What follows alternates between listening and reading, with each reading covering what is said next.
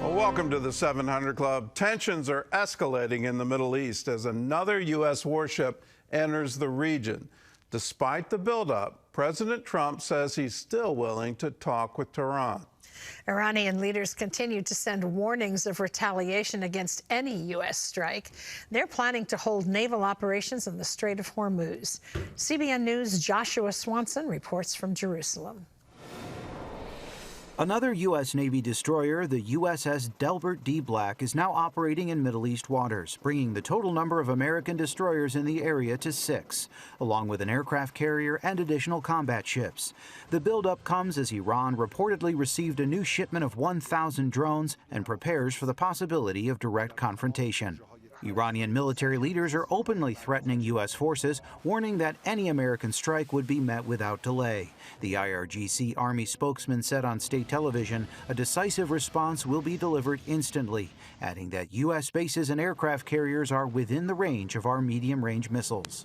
At the same time, President Trump says he's had conversations with Iran and is planning more. The president also pointed to the growing U.S. military presence, saying the United States has a lot of very big, very powerful ships sailing to Iran right now, adding that it would be great if they were not used. In Jerusalem, Israeli leaders are preparing for the possibility of another conflict with Iran. Prime Minister Benjamin Netanyahu held a high-level security consultation on what officials described as a classified topic. Reports say the briefing focused on the possibility of a U.S. strike, along with concerns that Israel could face significant retaliation. The Israeli Mossad chief, David Barnea, is in Washington meeting with top U.S. officials amid conflicting signals over U.S. readiness to act. Secretary of War Pete Hegseth says the U.S. military is fully prepared to carry out President Trump's decision. Speaking during a cabinet meeting, Hegseth warned Iran against pursuing nuclear weapons. Do not pursue nuclear capabilities. We will be prepared to deliver whatever this president expects of the War Department. He added that the administration is focused on restoring deterrence and making clear that America's warnings should be taken seriously. When President Trump said we're not getting a nuclear Iran, you won't have a nuclear bomb, he meant it. And we sent those B-2s halfway around the world, and they never noticed. Adding to the pressure on Tehran, the European Union has now designated Iran's Revolutionary Guard as a terrorist organization, citing its violent crackdown on protesters. In Iran, horrific crackdown on protesters has come at a heavy human cost. The EU already has sweeping sanctions in place, and today ministers agreed to designate Iran Revolutionary Guard as a terrorist organization. The designation gives EU governments the authority to use their strongest counterterrorism measures far beyond standard sanctions. Meanwhile, Iran's Revolutionary Guard is signaling defiance, announcing plans to conduct live-fire naval exercises in the Strait of Hormuz, a critical waterway through which much of the world's oil supply passes. Joshua Swanson, CBN News, Jerusalem. Well, obviously, it looks like both sides are preparing for war. It's time for Christians to prepare to pray. Let's pray for the people of Iran. They don't want their current government. They've said so again and again in revolutions and have been put down in extraordinarily violent ways with snipers on top of buildings and then troops unleashing live fire on unarmed crowds. The death total is staggering when you consider 60 to 80,000 people lost their lives there just in the past 2 weeks. It's absolutely staggering. This is a weekend of decision as the naval forces reach a critical mass, and we'll see what happens. Any kind of live fire exercise in the Strait of Hormuz, that's like lighting a match in a room full of gasoline. Let's pray, and let's pray that God intervenes, that somehow we can have a regime change in Iran. In other news, the Trump administration is now pursuing a new strategy in Minneapolis. Wendy Griffith has that story and more from the CBN Newsroom. Wendy? Gordon, in a Thursday press conference, Border Czar Tom Homan pledged to continue immigration enforcement operations in Minneapolis until, quote, the problem is gone. He admits the operations have not been handled perfectly. He also emphasized the need for local cooperation. Anything can be improved on, and what we've been working on is making this operation safer, more efficient, by the book. The mission is going to improve because of the changes we're making internally. Give us access to the illegal alien public safety threat and the safety and security of a jail. More agents in the jail means less agents in the street. This is common sense cooperation that allows us to draw down on the number of people we have here. Meanwhile, the 2 Border Patrol agents involved in the shooting death of ICU nurse Alex Preddy are on administrative leave. Newly released video shows Preddy in a confrontation with agents 11 days before the fatal shooting. This video shows Preddy yelling obscenities at agents and kicking out a tail light on their vehicle. Agents then get out, wrestle him to the ground before releasing him. A gun is visible in his waistband.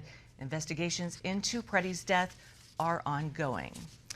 Well, get ready. Another winter storm set to hit the East Coast this weekend. The potential nor'easter threatens to bring a new blast of cold for millions of Americans. This as New York experiences its deepest freeze in 8 years. The U.S. Coast Guard deployed ice-breaking ships in New York Harbor and the Hudson River. The storm blamed for at least 85 deaths, mostly in the South, where more than 220,000 people are still without power. But in Nashville, a church feeding those who lost electricity.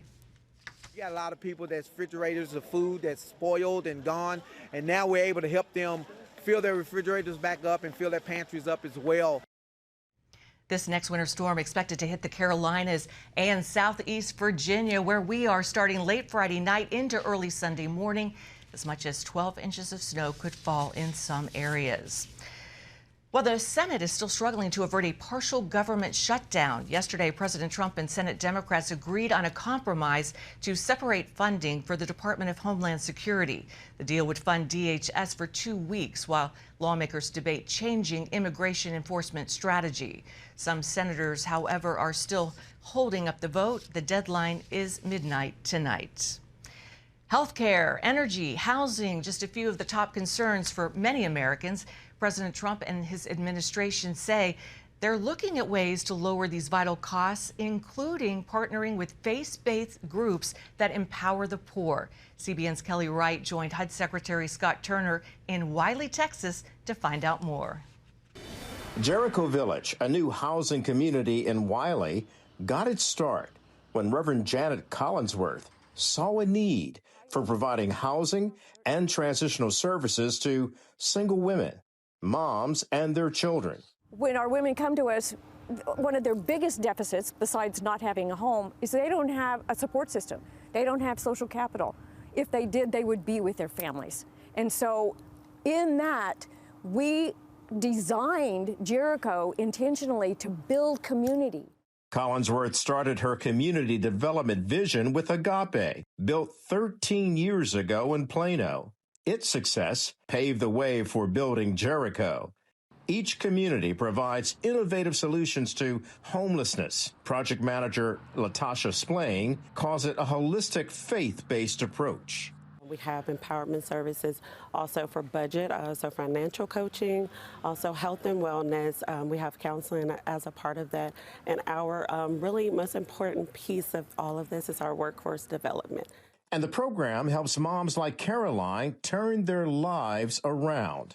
My story starts, unfortunately, with addiction. At the tail end of my active addiction, I got pregnant with my son, Henry. Had a CPS case straight out of the hospital. It was definitely the lowest point and the hardest time in my life. When I came to Agape, it was the support that was missing in my life.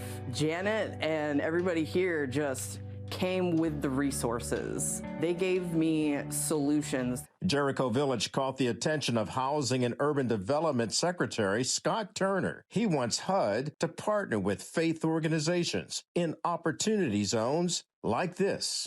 A lot of times churches have a large plot of land, if you will. And sometimes they don't know what to do with the land. And so we want to partner with our faith-based entities, in particular churches, say, hey, how can we utilize this to be a blessing in our community, and particularly inside of our opportunity zone? Wiley Mayor Matthew Porter believes this is a prime example of faith in action. We are called to take care of those who are the least among us. When you're blessed with a position like I have been, I feel I was called to it.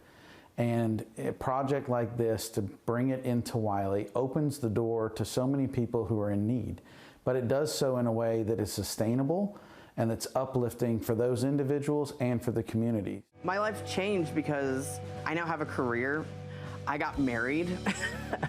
We bought a house, so we're homeowners now. I never thought in my wildest dreams that would happen. Jericho Village could become an example to other cities throughout America on how to lift people up, working with public, private, federal, state, and local governments, as well as the faith-based community, and pulling all people together in order to achieve the American dream, not for some, but for all. In Wiley, Texas, Kelly Wright, CBN News. Thank you so much, Kelly. And Gordon, this really is an example, as Kelly said, of the church putting their faith in action. Now, the church can do things that government can never do. The church can change you from your innermost being by introducing you to a God who does miracles. That testimony you just heard. Here, Child Protective Services came to the delivery room to take her child away because they didn't want that child at risk because of her drug addiction. And you see her smiling today, the turnaround. It's all because she was regenerated from her innermost being. Someone witnessed Christ to her, and you see the transformation. It's wonderful to see the church in action.